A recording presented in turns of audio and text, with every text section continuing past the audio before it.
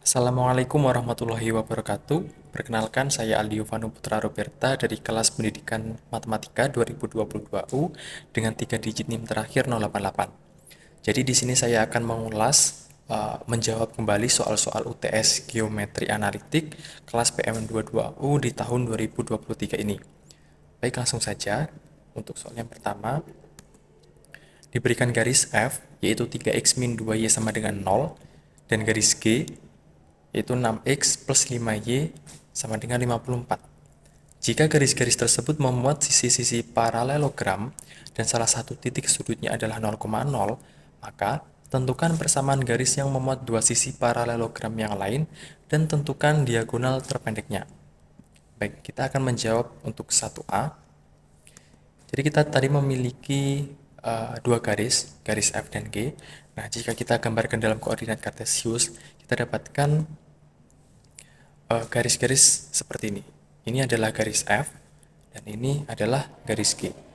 Karena garis F dan G ini adalah garis-garis yang memuat sisi-sisi paralelogram, dan titik 0,0 ini adalah salah satu titik sudut dari paralelogram, maka kita dapat mengkonstruksi sebuah garis lain yang memuat sisi-sisi dari paralelogram yang lain juga. Nah, sebut saja garis tersebut adalah garis K, di mana garis K ini akan melalui titik 0,0 dan juga sejajar dengan garis G. Karena dia sejajar dengan garis G, maka kita bisa menentukan gradien dari garis K. Di mana gradien garis K adalah sama dengan gradien garis G, yaitu min 6/5. Kemudian kita bisa menggunakan rumus Y min Y1 sama dengan M kali X min X1, di mana Y1-nya adalah 0 dan X1-nya juga adalah 0. Dan M-nya adalah gradien dari garis K, yaitu min 6/5. Kemudian kita mendapatkan Y sama dengan min 6/5X. Nah, kemudian kedua ruas kita kalikan dengan 5, kita dapatkan 5Y sama dengan min 6X. Kemudian min 6X ini kita pindah ruas ke kiri, kita dapatkan 5Y plus 6X sama dengan 0. Inilah persamaan dari garis K. Kemudian, karena di sini kurang satu sisi lagi agar ketika garis ini membentuk sebuah paralelogram, maka kita mengkonstruksi lagi sebuah garis di mana garis tersebut melalui sembarang titik pada garis G dan sejajar dengan F. Kita misalkan garis tersebut adalah garis L. Nah, misalkan ilustrasinya adalah seperti ini. Nah, karena dia melalui sembarang titik pada garis G, maka kita bisa memilih sembarang titik di sini yang akan dilalui oleh garis L. Misalnya kita ambil titik 9,0, di mana 9,0 ini adalah titik yang berada pada garis G. Kemudian kita tentukan gradien dari garis L, di mana gradien dari garis L sama dengan gradien dari garis F, karena mereka sejajar, yaitu gradiennya adalah 3/2. Kemudian kita menggunakan rumus ini kembali, yaitu Y min Y1 sama dengan M kali X min X1, di mana Y1-nya ini adalah 0 dan X1-nya ini adalah 9. Kemudian 3/2 ini kita distribusikan, kita dapatkan Y sama dengan 3/2 X min 27/2. Nah, kemudian ini kedua ruas kita kalikan dengan 2, kita dapatkan 2Y sama dengan 3X min 27. Maka ini adalah persamaan dari garis L. Jadi, garis-garis yang lain yang membuat sisi-sisi lain dari paralelogram, yaitu K sama dengan 5Y plus 6X sama dengan 0, dan L yaitu 3X min 2Y sama dengan 27. Kemudian kita akan menjawab soal 1B. Kita tadi telah mendapatkan persamaan-persamaan dari garis yang membentuk sebuah paralelogram ini. Maka kita tentukan diagonalnya dengan cara menghitung jarak titik sudut yang berhadapan. Nah, misalkan titik potong garis F dan G ini adalah sebagai garis A, kemudian titik potong garis G dan L adalah B, kemudian titik potong garis K dan L adalah C, dan titik potong garis F dan K adalah D. Nah, pertama kita akan menentukan titik potong dari garis F dan G. Di sini garis G-nya adalah 6x plus 5y sama dengan 54, dan garis F-nya adalah 3x min 2y sama dengan 0. Nah, di sini kita akan menyelesaikan menggunakan metode eliminasi. Untuk persamaan pertama kita kalikan dengan 1, kemudian persamaan kedua kita kalikan dengan 2.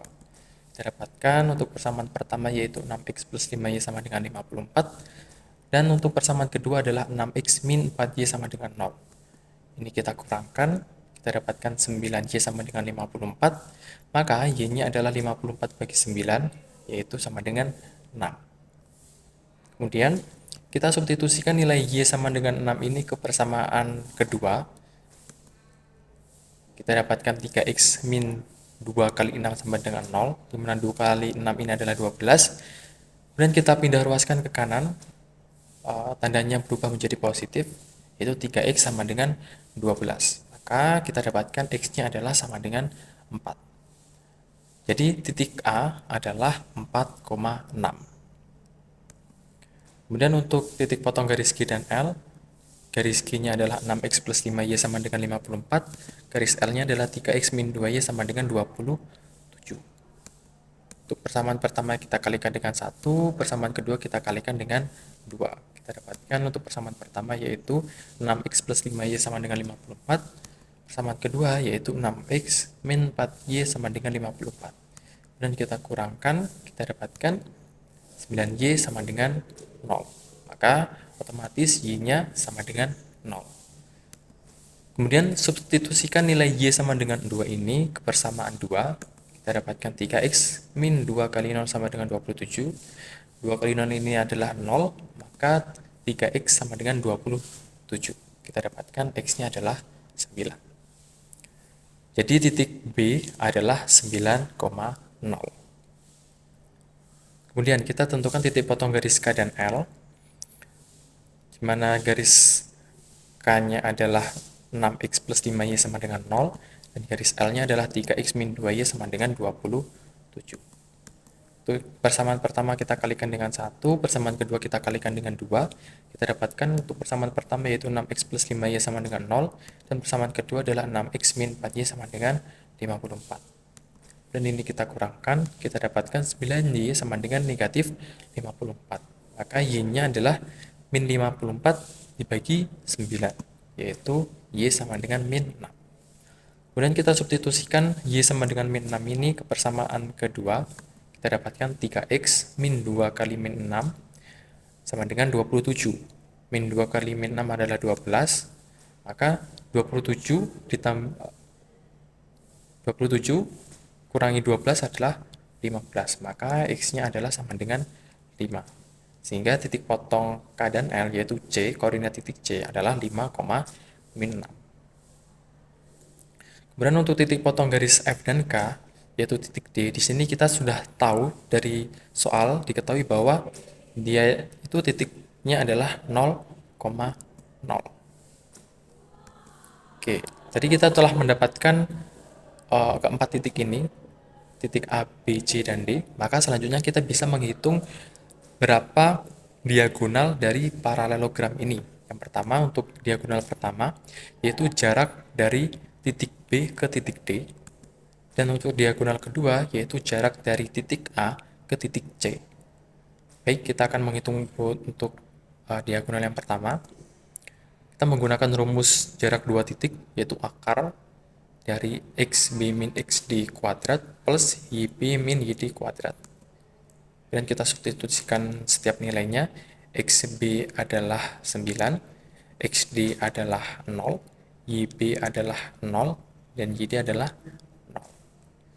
Sehingga kita dapatkan akar 9 kuadrat, yaitu 9. Jadi diagonal pertama ini panjangnya adalah 9. Kemudian yang kedua, jarak dari A ke C dengan rumus yang sama, yaitu akar dari xa min xc kuadrat plus ya min yc kuadrat. Kita substitusikan nilainya. 4 min 5 adalah min 1, 6 min 6 adalah 12. Sehingga min 1 kuadrat adalah 1, 12 kuadrat adalah 144. kita dapatkan akar 145, di mana akar 145 ini adalah sama dengan 12,04. Sehingga dari sini kita dapat menyimpulkan bahwa diagonal terpendeknya adalah 9. Baik, lanjut ke soal nomor 2. Diberikan sebuah segmen AB, maka tentukan tempat kedudukan titik-titik yang berjarak sama terhadap titik A dan B, dan tentukan bentuknya berupa apa. Baik, jadi kita memiliki titik A dan segmen A dan B. Kemudian kita misalkan untuk titik ujung dari A, titik A itu XA, YA, dan ZA. Dan untuk titik B-nya adalah XB, YB, dan ZB. Nah, ini kita memiliki segmen AB misalkan seperti ini. Dan kemudian kita konstruksi sebuah titik, misalkan titik P yang berkoordinat titik X, Y, Z, di mana titik P ini harus berjarak sama ke titik A dan ke titik B. Nah, ini harusnya sama. Maka kita bisa menggunakan persamaan jarak dari PA harus sama dengan jarak ke PB. Kita menggunakan persamaan ini, akar dari jarak PA ke PKA adalah akar X min XA kuadrat plus Y min YA kuadrat, dan jarak dari PB adalah akar X min XB kuadrat plus Y min YB kuadrat. Nah, kemudian jika kita kuadratkan kedua ruas, kita dapatkan X min XA kuadrat plus Y min YA kuadrat sama dengan X min XB kuadrat plus Y min YB kuadrat. Dan ini kita jabarkan, untuk X min XA kuadrat adalah XB X kuadrat min 2X XA plus XA kuadrat plus Y kuadrat. Untuk Y min YA kuadrat adalah Y kuadrat min 2YYA plus YA kuadrat. Sama dengan, ini untuk X min XB kuadrat yaitu X kuadrat min 2XXB plus XB kuadrat. Dan yang Y min YB kuadrat adalah Y kuadrat min 2YYB plus YB kuadrat. Nah, karena di sini ada elemen yang sama, nah ini maksudnya X aja ya. X dengan X ini kita kanselasi, dan Y kuadrat dengan Y kuadrat juga kita bisa kanselasi, sehingga kita dapatkan min 2X XA plus XA kuadrat min 2YYA plus YA kuadrat sama dengan min 2X XB plus XB kuadrat min 2YYB plus YB kuadrat. Selanjutnya, untuk yang berada di ruas kanan, kita pindah ruas ke kiri, dan kita kumpulkan sesuai dengan ininya. Kita dapatkan min 2X XA plus 2X XB min 2YYA plus 2YYB plus XA kuadrat plus YA kuadrat plus, ini harusnya ada plus XB kuadrat plus YB kuadrat sama dengan 0. Kemudian ini, untuk yang ini bisa kita faktorkan menjadi min 2 XA min XB kuadrat min XBX min 2 YA min YBY plus XA kuadrat plus YA kuadrat plus XB kuadrat plus YB kuadrat sama dengan 0. Nah, untuk XA, XB, YA, YB ini adalah sebuah konstanta. Nah, dari bentuk ini adalah bentuk sebuah dari persamaan garis lurus. Sehingga dari sini kita dapatkan bahwa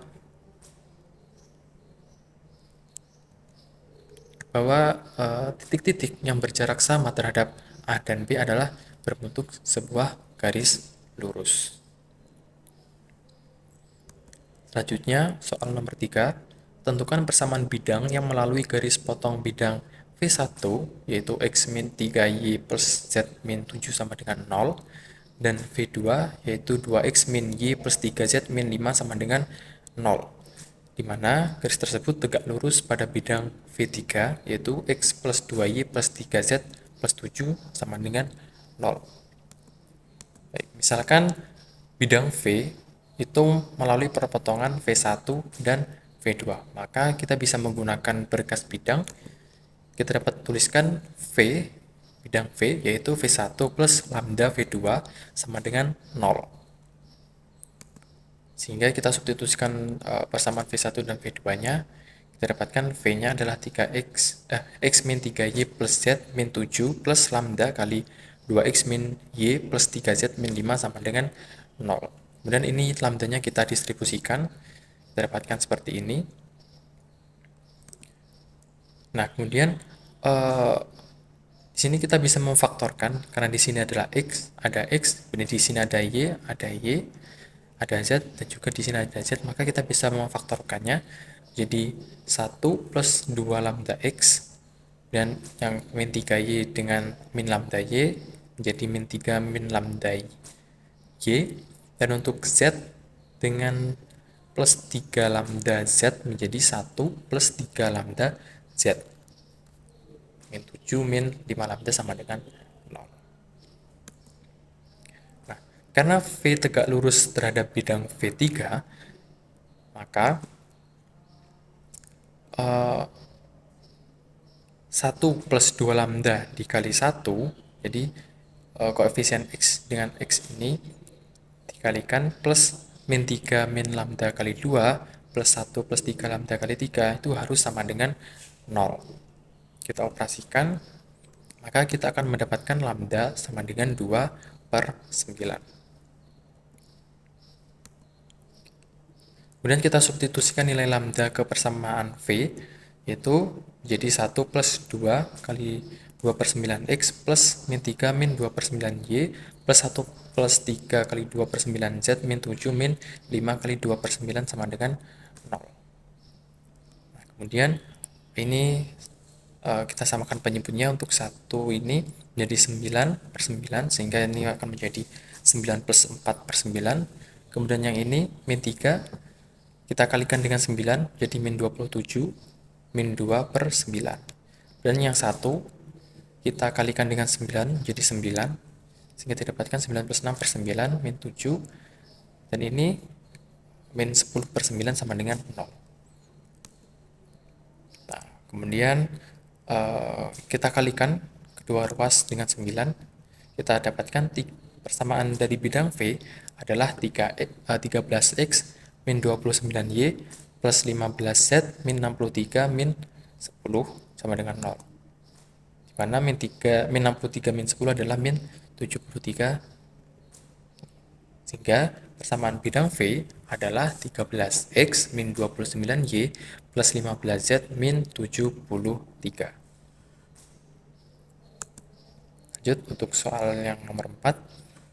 Diberikan sebuah garis singgung lingkaran A, yaitu garis F, 4X plus 3Y sama dengan 60, dan garis G, min 4X min 3Y sama dengan min 10.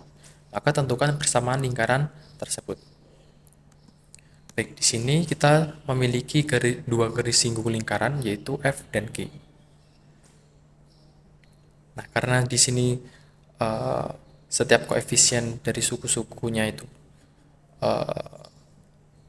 senilai, itu 4/min 4 sama dengan 3/min 3, maka garis F dan G ini adalah dua garis yang sejajar. Sehingga misalkan kita ilustrasikan seperti ini, misalkan ini adalah garis F, maka garis G akan seperti ini. Mereka akan saling sejajar. Dan kita akan menentukan persamaan sebuah lingkaran yang berada di antara garis F dan G, sedemikian sehingga F dan G itu menyinggung lingkarannya. Nah, gimana caranya? Pertama, kita harus tahu dulu berapa jari-jari dari lingkaran tersebut. Untuk menentukan jari-jari, kita bisa menentukan diameternya terlebih dahulu, di mana diameternya ini adalah jarak dari F dan G. Setelah kita menentukan diameternya, dan kita harus menentukan titik sudutnya. Gimana caranya? Nah, titik sudut ini caranya kita bisa mendapatkan dengan cara, misalkan kita di sini mengkonstruksi sebuah garis, misalkan garis K, di mana garis K ini melalui setiap titik singgung dari F dan G. Maka dengan kata lain, garis K ini memotong garis F dan G di titik-titik singgung lingkaran. Misalkan ini adalah titik A dan ini adalah titik B. Maka titik pusat dari lingkaran adalah eh, titik tengah dari segmen AB. Oke, kita akan mulai untuk menentukannya. Pertama kita akan menentukan diameter dari lingkaran, di mana diameternya itu adalah jarak F ke G. Nah, untuk menentukannya, kita bisa mengambil sembarang titik pada F ataupun pada G, kemudian kita cari jarak titik tersebut terhadap garis yang lain. Misalnya, di sini kita ambil titik A, yaitu 0,20, di mana titik A ini adalah elemen dari F. Jadi titik A ini berada pada F. Maka jarak A ke G, jarak A ke G adalah jarak F ke G. Kita menggunakan rumus jarak titik ke garis seperti ini, yaitu mutlak dari min 4 kali 0, min 3 kali 20, plus 10 per akar min 4 kuadrat plus min 3 kuadrat. Maka kita dapatkan hasilnya adalah 10. Jadi diameternya adalah 10. Dan selanjutnya kita akan menentukan persamaan dari garis K.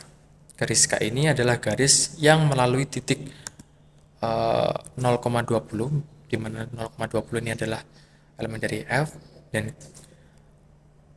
K itu melalui titik A, sekaligus tegak lurus terhadap F. Maka dengan menggunakan rumus Y min Y1 sama dengan M kali X min X1, kita dapatkan Y min 20 sama dengan 3/4 kali X min 0.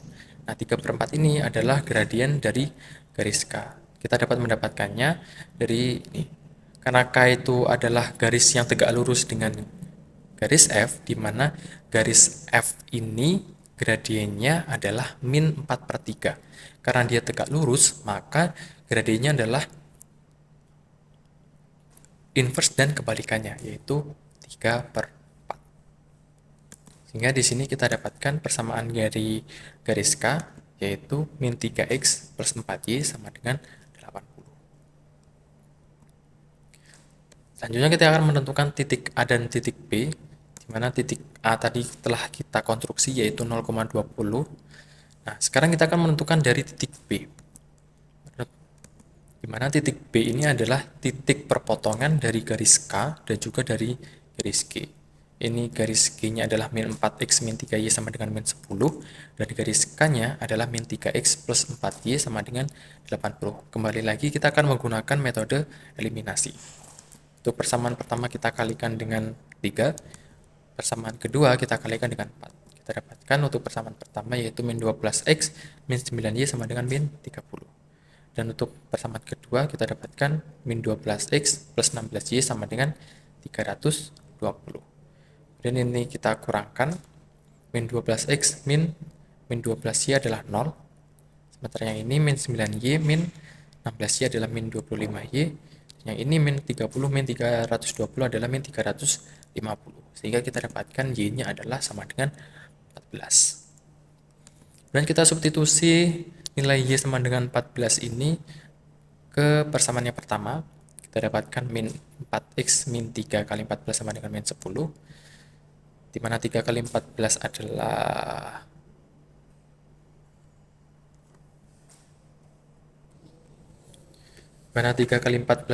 min 42 sama dengan min 10.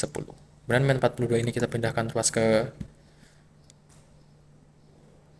ruas ke kanan, kita dapatkan min 4x sama dengan 32, sehingga x-nya adalah min 8.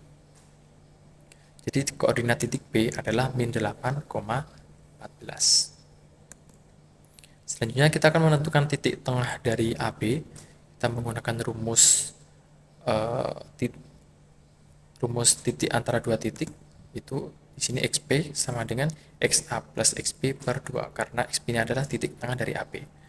Kita substitusikan XA-nya adalah 0, XB-nya adalah min 8, sehingga kita dapatkan XP-nya adalah min 4. Kemudian untuk YP-nya yaitu YA plus YP per 2. YA-nya adalah 20, YB-nya adalah 14. Sehingga 20 tambah 14 adalah 34, ini per 2. Kita dapatkan YB-nya adalah 17. Dengan demikian, kita baru bisa menentukan persamaan dari lingkaran tersebut, di mana bentuk umum dari persamaan lingkaran adalah X min XP kuadrat plus Y min YP kuadrat sama dengan R kuadrat. Nah, R kuadrat ini kita tahu R itu jari-jari, yaitu setengah dari diameter. Di mana diameternya 10, maka jari-jarinya adalah 5. Maka persamaannya adalah X plus 4 kuadrat plus Y min 17 kuadrat sama dengan 5 kuadrat adalah 25. Baik, sekian pembahasan dari saya. Bila ada kekurangan, saya mohon maaf yang sebesar-besarnya. Wassalamualaikum warahmatullahi wabarakatuh.